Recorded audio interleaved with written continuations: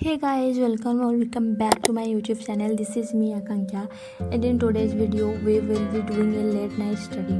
तो सबसे पहले मैं बनाई टू डू लिस्ट और जितने मैं इधर लिख रही हूँ वो मैं वीडियो में आगे आगे एक्सप्लेन करूँगी कि हमको करना क्या है। तो सबसे पहले जो मेरी टास्क थी वो थी कि मुझे बायोलॉजी का वो भी जूलॉजी के नोट्स बनाने थे, क्योंकि मेरे यूनिवर्सिटी एग्ज़ाम चल रही थी एकदम 15-17 दिन से। तो इसी बीच मेरी प्रैक्टिकल भी हुई, एग्ज़ाम भी हुई, तो इसी बीच में कोई नीट के लिए कोई पढ़ नहीं पा रही थी प्रॉपर तरीके से।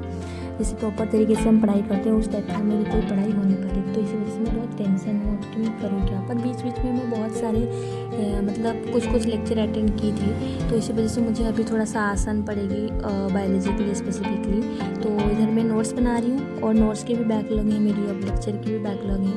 तो अभी मैं नोट्स प्रिसाइज करके बना रही हूँ, सारे नोट्स भी नहीं बना रही हूँ क्योंकि इसी के डिटेल्स नोट मेरे पास ऑलरेडी हैं। तो जो भी चेंजेस हुए हैं और जो भी मुझे इम्पोर्टेंट लगेंगे इसी चीज़ का मैं नोट्स कर रही हूँ और मेरे सारे सब्जेक्ट का बैकलॉग है। तो अभी मैं परेशान हूँ, पर परेशान होने से तो कुछ हो ही नहीं। तो इसी के ऊपर मैं एक वीडियो लाने वाली हूँ कि बैकलॉग और proper time table from August to लेकर टिल नीट तक, क्योंकि अभी इस 9 मंथ में और जितने भी हमारे बैकलॉग है और अगर कोई अभी पढ़ाई स्टार्ट की ही नहीं है अभी तक से, तो इस उन लोगों के लिए वीडियो हेल्पफुल हो सकता है, आई होप। तो अगर वीडियो में अगर कोई न्यू है तो चैनल को लाइक एंड शेयर सब्सक्राइब कर देना आगे वीडियोस के लिए। तो इधर मैं फिर बैठ गई करने के लिए केमिस्ट्री, क्योंकि मेरी उधर नोट्स ख़त्म हो गई थी। ऐसा नहीं कि बस हम जूलॉजी ही करते जाए, फिर क्योंकि सारे सब्जेक्ट का बैकलॉग है तो सारे सब्जेक्ट को मिलके ख़त्म करनी पड़ेगी। तो फिर केमिस्ट्री में से ज़्यादा कुछ करने की मन नहीं कर रही थी आज, तो फिर मैं स्टार्ट की ऑर्गेनिक केमिस्ट्री के रिएक्शन पढ़ने से। तो फिर इधर ऑर्गेनिक केमिस्ट्री के रिएक्शन में लगभग मैं 20 से 25 इधर बैठ के लिख रही थी, और जो भी मुझसे भूल गई है और थोड़ा सा इसको मैं रीड की। और एनसीईआरटी तो अभी मुझे इसकी मिल नहीं रही थी क्योंकि मैं न्यू एनसीईआरटी ऑर्डर करूँगी, इसमें भी कुछ चेंजेस हुए हैं। तो देन में फिर स्टार्ट करने को सोच रही थी, जो कि मेरी टू डू लिस्ट के हिसाब से है कि बॉटनी। वो अभी मैं बॉटनी की ये चैप्टर उठा रही हूँ क्योंकि ये चैप्टर मुझे समझ आती तो है, पर मैं पढ़ती हूँ फिर मैं भूल जाती हूँ। इसका पता नहीं, इसका मैं एग्जाम्पल पता नहीं याद नहीं रख पाती हूँ। तो आप मुझे सजेस्ट कर सकते हैं कि इसको कैसे याद करें।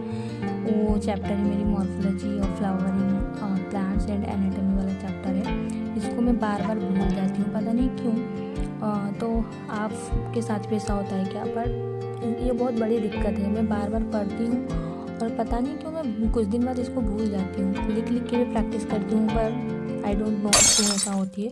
तो किसी को अगर कुछ पता है इसको कैसे याद करना है, कोई शॉर्ट ट्रिक वगैरह, तो मुझे फिर कमेंट में सजेस्ट कर सकते हैं। प्लीज़ थोड़ा सा बता देना मुझे किसी को अगर पता है तो, क्योंकि मैं बहुत दिक्कत में हूँ।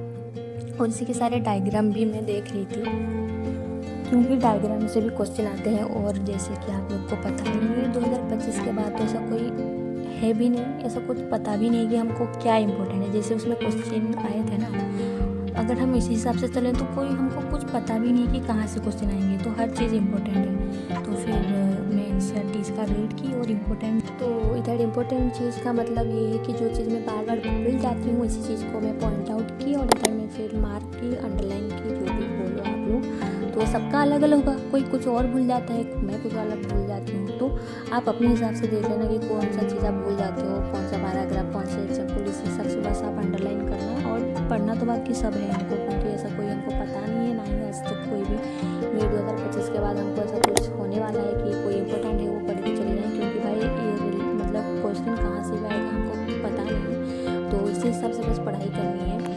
So that's all guys for today's. Also अगर आप यहाँ तक वीडियो देख रहे हैं